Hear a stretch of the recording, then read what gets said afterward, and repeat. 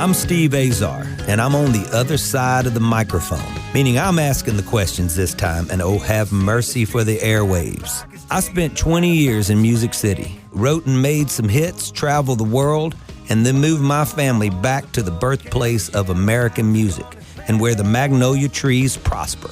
And now every time I put my feet on Mississippi soil, when I'm off the road, well, I'm at peace. On this show, it's all about hearing the stories straight from the mouths of the friends I've made along the way, their journey to success. Heck, there might be someone on, I don't even know, but you know how us Mississippi types are. We tend to take well to new company. In a Mississippi Minute, all 60 of them. I'm Steve Azar. It's just like that muddy river, moving slow. Ain't no worries, it's how life goes, baby. In a Mississippi Minute. That's right. Today on In a Mississippi Minute is a true wonder in our business of publishing and writing hit songs from George Jones, George Strait, Tim McGraw, Vern Gosdin. I can go on for weeks, a week's worth of Mississippi Minutes actually, with all the hits this man's written. But we'll get to all of that and as much as we can right here. Nashville Songwriters Hall of Fame nominee for 2018. He's got over 45 million records sold, 5 classic number ones and counting, just so many hits, etc., etc. Please welcome Kerry Kurt Phillips. What's up, Kerry? Hey, Steve. How you doing? How's things in Mississippi? Well, you know, Music City, to the birthplace of it all. It's good. What's been going on there? Where are you living? What parts of Nashville or the outskirts are you living now? Well, I'm south of town now. We're just close enough to strike with pretty good accuracy when we need to get in there and do what we do, and far enough out that they can't reach us when we want to stay out of reach. So that's the way we like it to be, my wife and I. We always kind of lived on the periphery. That's for a short stint when we're running the publishing company and had some properties down there on the roll. We lived down there, but we're back out south of town about it. As you've seen it change over your time from when you got there to now, the roll isn't the roll anymore. You know, used to everybody, when they wanted to see where music was made in America and the heart and soul of it, you know, you went and you could basically drive up and down 2 streets in Nash Vegas, you know, as we call it, yeah. and see every single building that some of them were very inconspicuous, but and some of them were very obvious that they're part of the music business. But in those few blocks on those 2 streets, and you know, you and I know there was stuff around the periphery on 3, 4 streets maybe, but that was the general core of it, you know, of everything that happened in the business, from the writing, the birth of the song to the publishing houses, the recording studios, the management teams, the promotions people, and the record labels were all there. It's just not that way anymore. It's spread out now, and I tell people about. I think it's funny, you know. I tell people stories about, you know, like one of our colleagues, like Dean Dillon, you know, that when he first got to town, you know, he was, you know, all those old houses down there had coal chutes on them, you know, and he'd pop one of those coal chutes up and climb down in the bottom of a publishing house somewhere and sleep and, you know, get up and climb out of the coal chute, you know. That's one of the greatest songwriters, whatever, tied a tennis shoe, you know. Yeah. That's how he started. But that was, you know, and you had people like Maggie Cavender in town, who was the songwriter's sweetheart, that how many people slept, you know, on her front porch or in her living room, you know, that were up-and-coming songwriters that were just trying to get people like, you know, Gatlin, and how you could just go on and on, you know. But it just didn't have that homey, you know, small-town feel anymore, I don't think. You started writing, your first deal was with the Gatlins? It was with a company that he funded. Started out with a tiny little publishing company called API, Affiliated Publishers. It was in the Spence Tower down there. I tell people about the people that I ran into in the elevator on that building, and it's just crazy, you know, from Conway Twitty to, you know, it's just crazy. Yeah. Crazy. So take me through it. You get your first publishing deal. We know what that feels like. I mean, where'd you grow up? I grew up in western Kentucky, a little county, Henderson County. Right. Henderson was the county seat. and till I was about 14 or 15, and then moved to southern Indiana, a little town called Vincennes there, and it was from Vincennes after I graduated high school and bounced around, from a junior college to Purdue University, and was a ag major there, and I was selling. I got to playing music so much and skipping classes to play music at Purdue, and I was selling used guitars and junk amplifiers and stuff out of my little apartment. But one day I got called into the dean's office, and we need to have a little talk with you. And I'd missed a bunch of classes, of course, and I had gotten, unknown to me, I had been skipped a class and went to the park to jam with some guys who were some bluegrass pickers, and I loved bluegrass at the time, was picking with them, and we got our picture taken. We were all three students at Purdue, and we were all supposed to be in class. So that I got called in, about my sicknesses that I'd had and for missing class and feeling bad.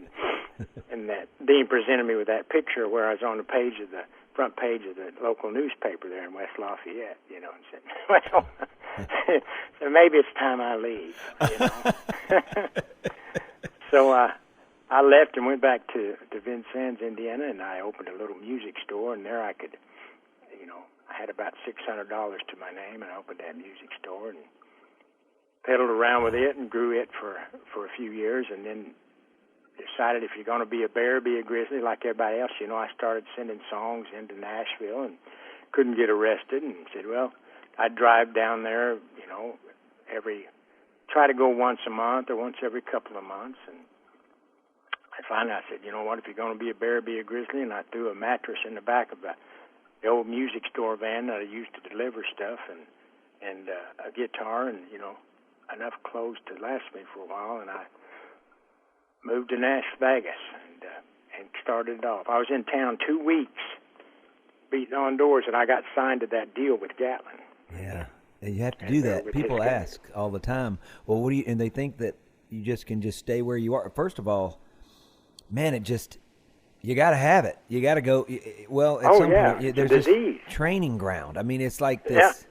I can't explain it, but it was like boot camp at first because I was jumping from one writer to the other. I mean, sometimes 2 a day, 3 a day. Oh yeah. And it was. I was like, it was exhausting, and I was putting on and faking because you can't just be on that way. I realized, when our good friend Mark Allen Springer, when you write with Mark Allen, you go, first of all, you sink down into that chair, because I ended up writing at Roger Murrow's after he did, and I ended up in his office. There's a teacher.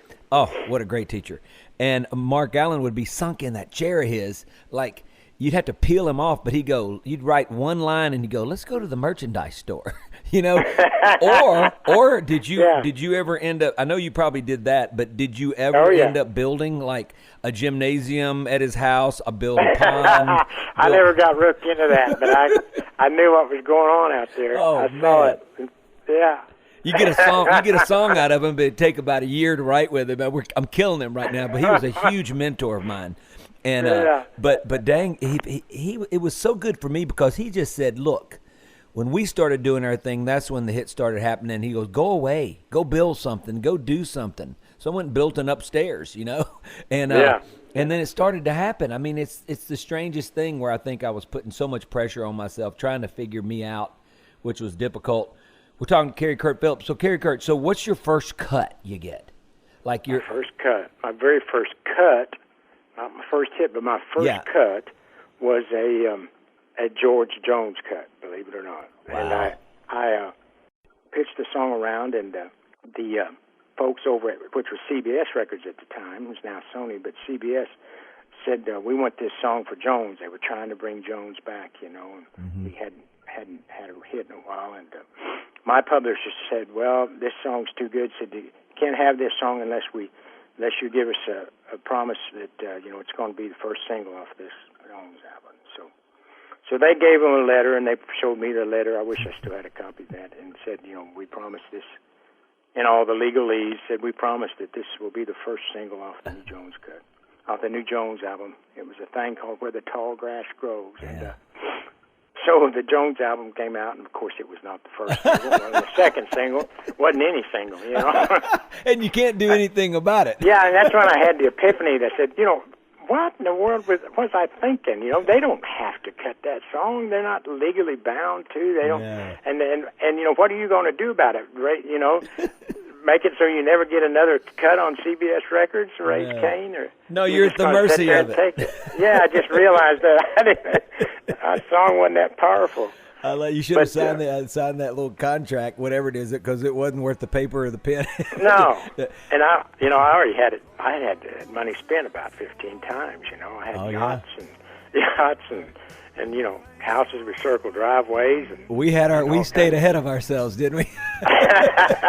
Hey, we're talking to Kerry Kurt Phillips. I'm Steve Azar. You're in a Mississippi Minute. Stand by. Yes, I'd sooner build a fire,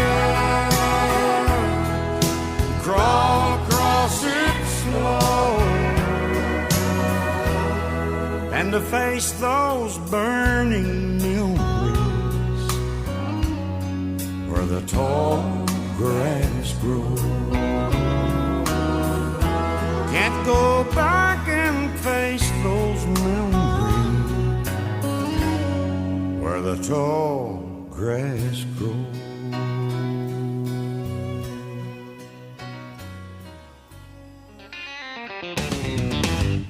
In a Mississippi Minute with Steve Azar, right here on Super Talk Mississippi.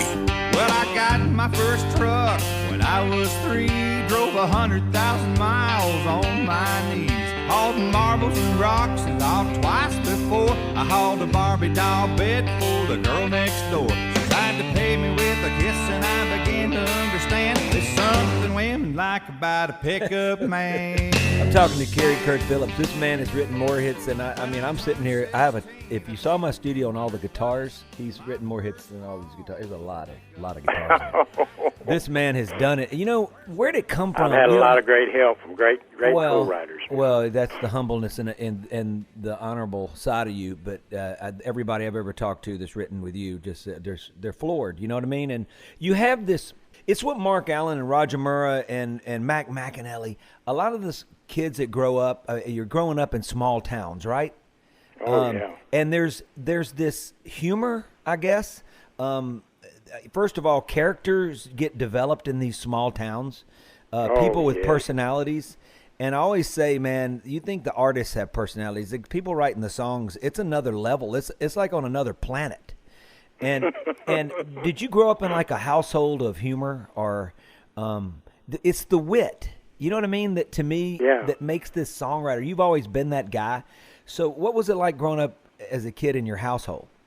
Oh, my mother had a quick wit. You know, she was lightning fast with wit, and her mother was known for her quick wit. My grandmother, and you know, I just hung out with those people that had that quick wit. And I don't know if it's genetic or it's something that you absorb and start to feed back to people. But I loved it. I loved the reaction it got, you know, and you know, it fuels itself, you know. And I was surrounded by those people, you know.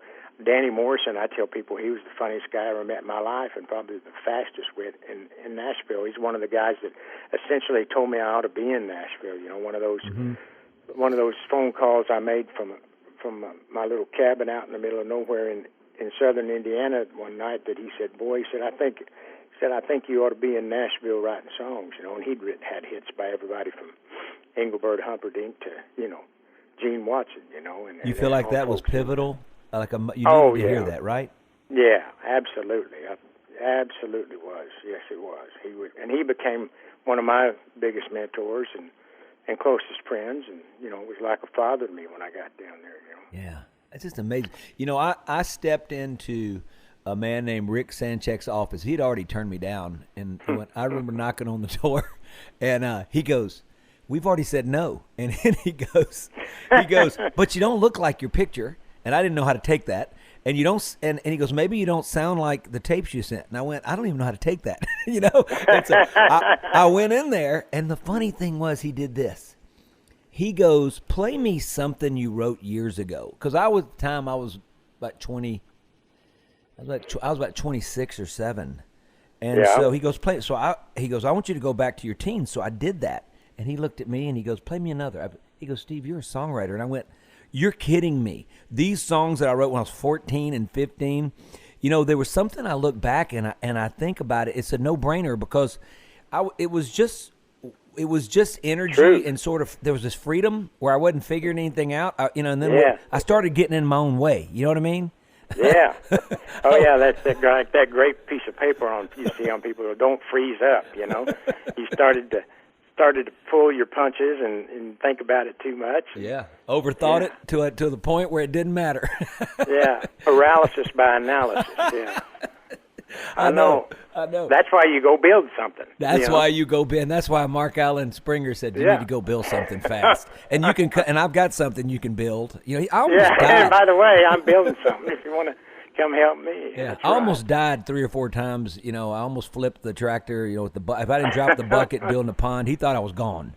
I mean, and I wasn't that guy. So you grow up on a farm. You grow up in you're majoring in ag. Did you grow up on a farm? My family never had. Of course, my grandfather had farmland, but my parents never had enough money to own a farm or to have any farm ground. I grew up in agriculture communities, and all my friends had farms. So I was a farm kid by proxy, I guess, if that makes sense. And it was kind of like, you help it. If there was hay to put up, I was putting it up, and if there were cows to be moved or a field to be, disked or whatever, I somehow or another I got in on it. So I felt like I grew up a farm kid.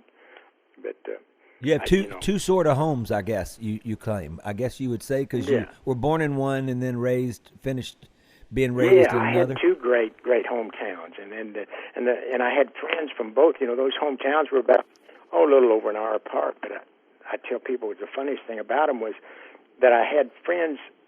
Closest friends in my life in both places, and somehow through me they made friends, and I would get a call from one, or I'd call one and I'd say, well, what are you doing? One in one place, and they'd say, well, I'm down at so and so's. I said, well, wait a minute now, that's my friend. You're hanging out with my friends in another town, and it was like it grew this kind of network of friends that traversed the space between the 2 towns, So here's a pretty neat thing. Still exists. And Purdue. So you guys have put out some quarterbacks. I can tell you. I mean, I don't know if you were paying attention while you were, because obviously you weren't going to class. Maybe you were thinking about. So you were watching the football.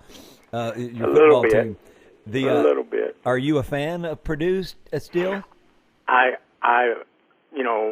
not an active one. Right. I can't say that. I just don't follow sports that much. I was always a guy that was into contact sports. I was a guy that lettered in wrestling, and my go build something, and I did go build stuff in Nashville. But my distraction, part of it was to go and I taught fight classes and taught martial arts for. Oh, so you did all that? You still do all that? Did that? Yeah, still do that a bit, and the sword and the sundry other things, but that's one of my big distractions. And but I never was really I played football as a kid, but I just don't keep up with it and can't sit down and watch it. You know what I mean, for hours. Right. So you grew up with the whole martial arts thing?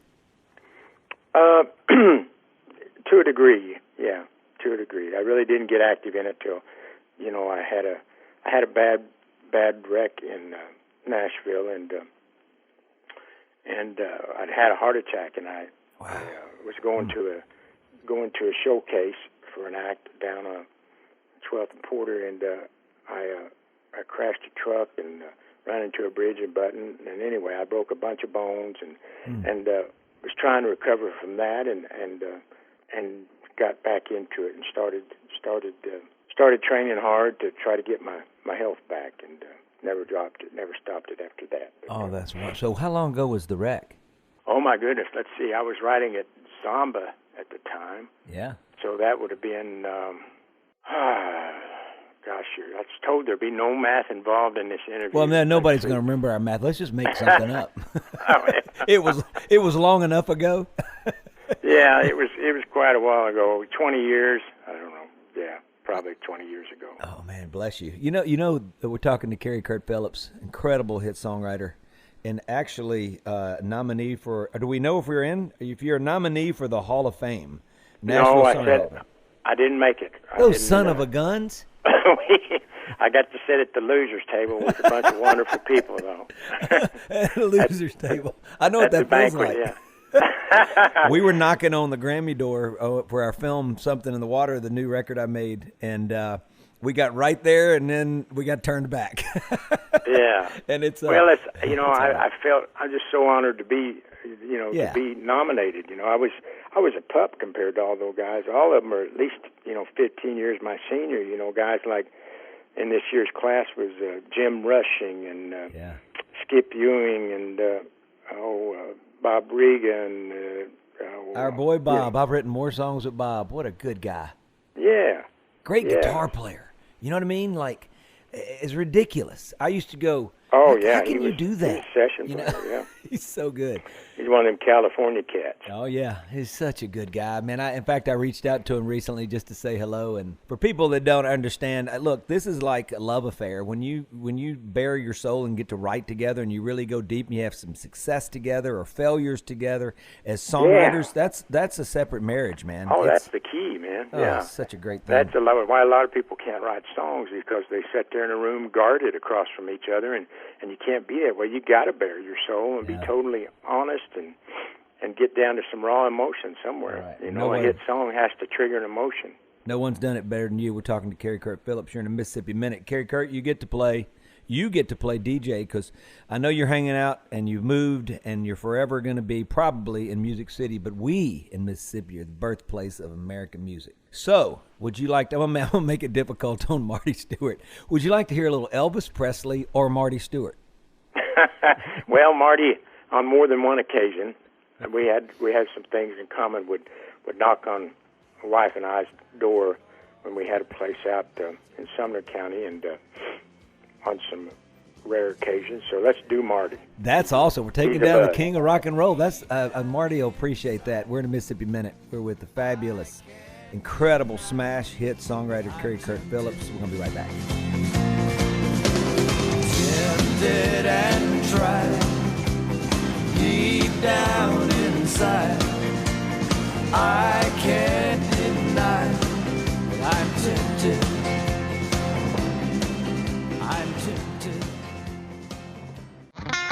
In a Mississippi Minute with Steve Azar, right here on Super Talk Mississippi. I don't need your rocking chair, your Geritol or your Medicare. Well, I still got neon in my veins. I'm Steve Azar. We are with hit songwriter. Many, many, many hits. 45 million records sold, which are going away, by the way. So, Kerry Kurt, it's a good thing you got to 45 million with the streaming. And yeah, that's not going to increase, I believe. That's a stagnant number. It's stuck. It's stuck very in its own tracks. Not dynamic anymore, No, that's all right. We're Kerry Kurt Phillips. First hit now. We talked about your first cut, and that's fantastic. But what about your first hit? I feel like I've told these stories so long that not to my listeners. My wife just walks out of the room and I start to tell one of these stories. Somebody asks me questions. She either walks out or she says, "You want me to tell it?" Well, I got to tell you, I had this heart attack. I was 28 years old in Nashville, and I had a heart attack. I'd signed a developmental deal with Arista and had this band. We was going to be the next big Alabama, And, long story short, I had a heart attack on the Friday of the day we were supposed to be in the studio in the Bennett House on Monday recording the first 5 sides for the wall to hear. And it was down between us and another band called the Tennessee River Boys, who was going to be the first act signed to Arista. I had this heart attack, so I was in the hospital at Vanderbilt. At 28? At 28. Was laying there, thinking about my future and a bunch of other wonderful things, and I thought, man, I'd been in town 3 years, and I couldn't get arrested. I thought, I've got a writing deal, it's just about up, and I had this band deal that was going to work. Now that's blowed out of the water because they went ahead and recorded without me, and it was just a real crazy time. And I thought, man, what am I? I'm going to go back home with my tail between my legs. And yeah, he went down there to Nashville, and we told him he didn't have no business down there. He ought to stay up here and do what he's supposed to do. And about that time, I was laying in a hospital bed, and a little nurse, I still remember, from Ashland, Kentucky, came in there, and you know how hospitals are always freezing, and I couldn't, of course, I said, good God, I said, is it cold in here, or is it just, and I stopped right there, and I said, could you get me a pen and a piece of paper? And she come back, and I started writing song out, and scribbling out ideas on it, and I got out of there, and a week or so later, and I was down at the office, API, up there in the Spence Manor, and this guy that I had started to hang out with some and get to know, one of the most incredible singers I'd ever met in my life, Zoe Dippy, I didn't know him, I wasn't good friends with him, but I, just kind of an acquaintance, and he was standing there. It was about time to go home. It was 5:30, and the office was closing up in the publishing office, and he was talking to the manager, and he'd recorded his first album. It hadn't come out yet. So he hadn't had. So this is pre Joe Diffie hits. Okay. Yeah. He recorded his first album there on CBS, and so after there was a break in the conversation, he was trying to get out the door. I said, "Hey Joe, I got a song idea I'd love to write with." And he said, "Man," he said, I don't have time to even talk about it, Kerry." He said, I got to go, and he started towards the door. And then somebody said something to him over another group of people that were, like I said, there was managers and a producer and so on and so on. Then he started back towards the door, and I said, "Joe, it's a really good idea." I said, "I'd love to write for you." He said, "Man, I have got to go." He said, "My wife is waiting on me. She's going to kill me." He said, and anyway, he went back over there again.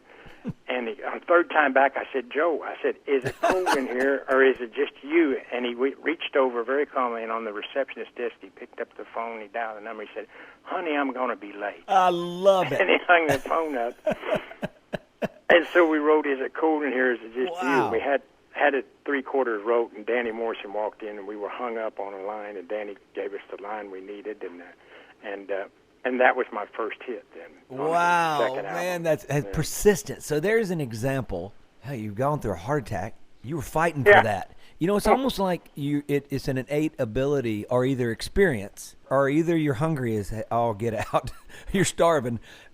You start fighting for a particular thing. You got to kill something and drag it home, or else. And you did. And for me, we were on our third child, and we were in the hospital. So I'm going to tell you, we have a hospital story. And our daughter Cecilia, we were trying to keep her in for about another 45 minutes because it had been Saint Cecilia's. It was her feast of Saint Cecilia. And so we were trying to keep her in, but the third baby, she wanted to come flying out, and she's been that way ever since. So she unfortunately was like 30 minutes ahead of schedule. And but that day was when I got the call from Keith Stegall. And that's when, and I'd written Waiting on Joe, and they were going like, "What is this?" And I went, "You kidding me?" That's when they offered me my deal. So I'm thinking, I'm in the hospital going like, how am I going to pay for this? I love that. So both of we had to be in a hospital for it all to happen. I tell everybody I wrote the biggest, and I think it's true for everybody. I wrote the biggest songs and the greatest songs in my catalog were always when I was, at the most adversity, under the most adversity, when I was either on dialysis or I had a kidney transplant, or, I had a lot of health issues, but it was always one of the worst possible times, when I would write the best song, So you're Joe Diffie somewhere hooked up to dialysis. Oh no, I know. Gosh, I know. My wife got the point. She said, "You know what?" She said, Maybe. He said, "You feeling all right? Might need a new Louis Vuitton purse, or Hey, what did you buy?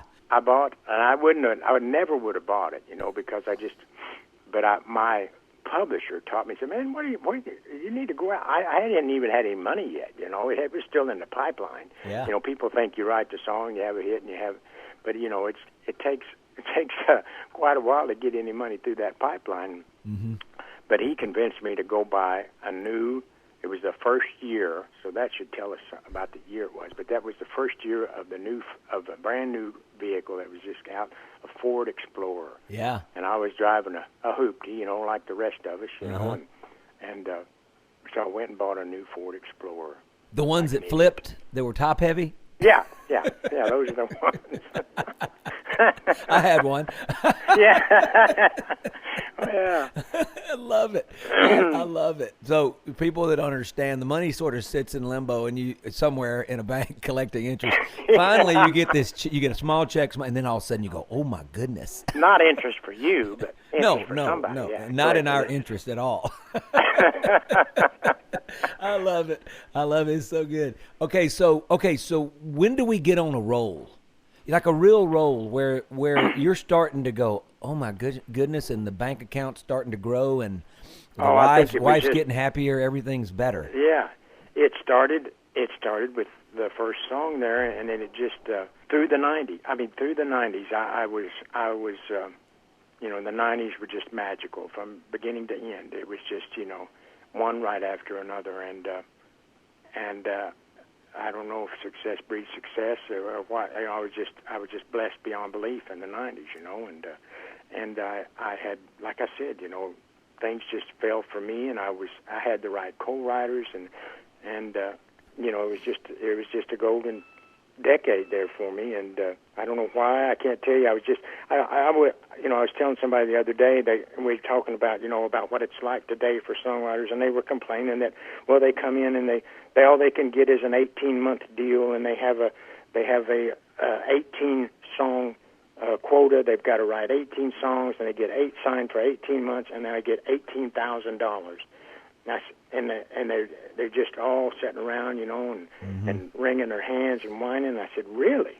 I said, well, my first deal was at API was I got $100 a week, and in exchange for that, they got all of my publishing, and I had to clean all the toilets, and take out all the trash. So I was the custodian. That's like old school Don Goodman, Chris Christopherson stuff right there. Yeah, and I called my dad and I said, well, I've done it. He said, done what? I said, I've made it. I said, I've signed a writing deal, a publishing deal in Nashville. And he said, well, really? He said, what do you get? And I started thinking about it. I said, well, all I could tell him was, well, my foot's in the door. Yeah. And I got to hang out with and hang out with people who were great writers. Guys like Johnny and Danny, and guys like Red Lane and Hank Cochran, and that I got to be a fly on the wall and fetch them hamburgers, and learn the craft. I would have paid to do that, if I had any money, but well, they're paying now to do it. yeah, but $18,000 was a whole lot more than I was making. Oh yeah, no, you weren't making. You were under $6,000 a year, so you're right. How do you even? Was your wife working during this? And they don't have to clean any toilets. No, exactly. Come on, you should have gotten an extra something for that. Yeah, they didn't even have gloves back then. Those disposable gloves didn't even exist unless you're a doctor. No. Hey, so we're talking to Kerry Kurt Phillips here in the Mississippi Minute. Stand by.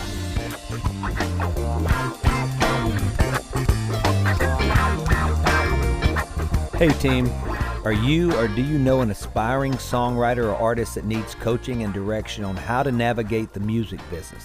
Do you have a corporate event, festival, or fundraiser that needs entertainment or event consulting? Let All Access Azar bring your vision to life and help you avoid the mistakes that can steer success off course. With access to my A to Z wealth of knowledge, expertise, and contacts in the entertainment business, my team and I are ready to help you help assess what your goals are and identify the steps to get there. I'll bring many years of expertise and network resources to help facilitate the success of your brand. To learn more about the wide range of services we offer, visit our website, aaazar.com. That's aaazar.com. Fill out the form that fits your needs, and we'll get back to you. Thanks a lot.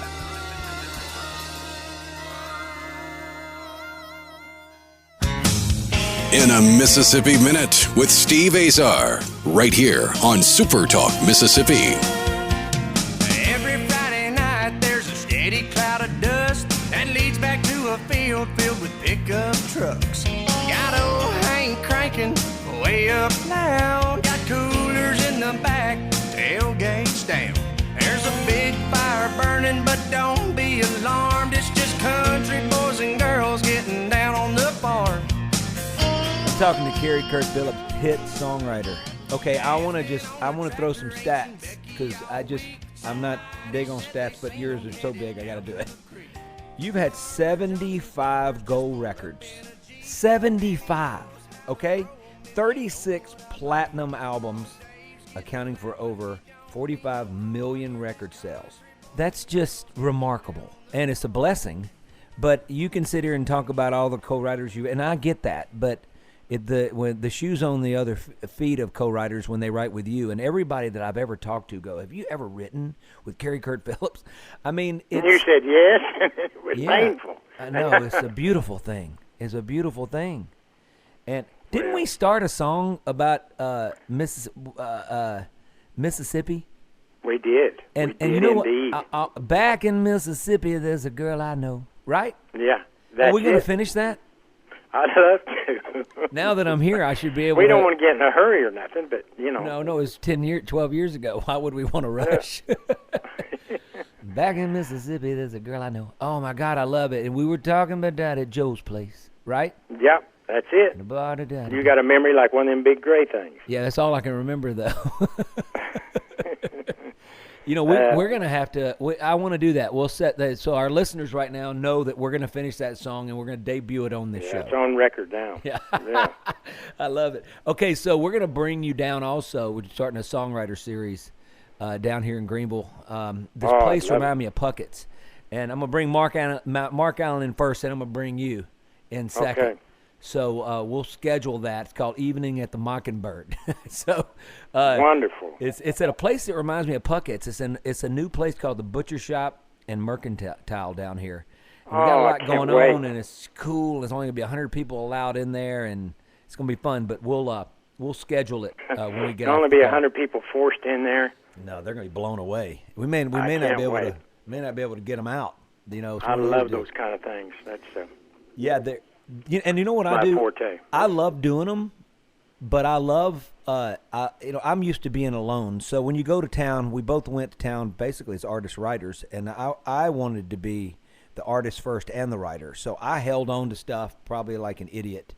I had opportunities to get Hal Ketchum cuts and stuff like that. So no, I have to have that, you know? Yeah, I'm keeping that for me, yeah. Idiot. I was an idiot. I never did that. Well, I made friends with Hal later, and we wrote together, and we did shows together, but I regret that. The bottom line is you end up being the songwriter for the artists. And were you satisfied with that? Yeah, I don't want to, correct you, but I never had any intent of being an artist. You know, I was like everybody else back home. You know, I played in had little country bands, and we played all the animal clubs, and I played in bluegrass bands, and even in little rock bands and different stuff. And I'd never wanted to do anything but write songs. And it was only after I got to Nashville that they convinced me, said, "Hey, we want to build a band around you," And I said, "But I'm not that guy, I don't have that strong vocal or that, I certainly don't have the look, You said the guy said, "You don't look anything like your picture."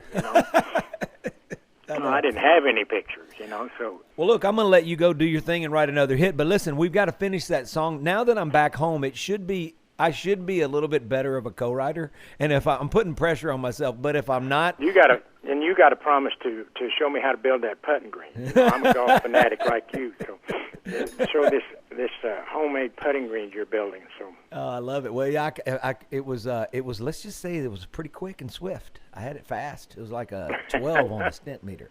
Yeah. Well, hey, I can't thank you enough. People that want to go search you out, I mean, you got to go do it. My listeners, Kerry Kurt Phillips is just a true gem. And look, the Hall of Fame this year, I think that what they do is like the baseball Hall of Fame or football. They make you wait, and they make you wait, and then they're going to let you in. You'll probably be dead and gone, but they'll let you in. You won't get to celebrate. I don't care. It's just, it's just great to our peers, and we're all in there, fishing in the same barrel and trying to make stuff up to make a living, and it's just it's a great community, and it's a heck of a way to make a living. We've survived thus far. And, I'm tickled to death to do do this thing. It sounds like a wonderful thing, and it's good to talk about, the business and the people we know in it. Well, I can't thank you enough for spending a Mississippi Minute with me. You're a brother, a pal. Blessings, and we'll catch up. We're gonna catch up very soon. All right, I'll talk to you soon. All right, partner. Thanks again. Bye-bye. Thank you. I'm Steve Azar. In a Mississippi Minute, all 60 of them, where you can take your sweet time.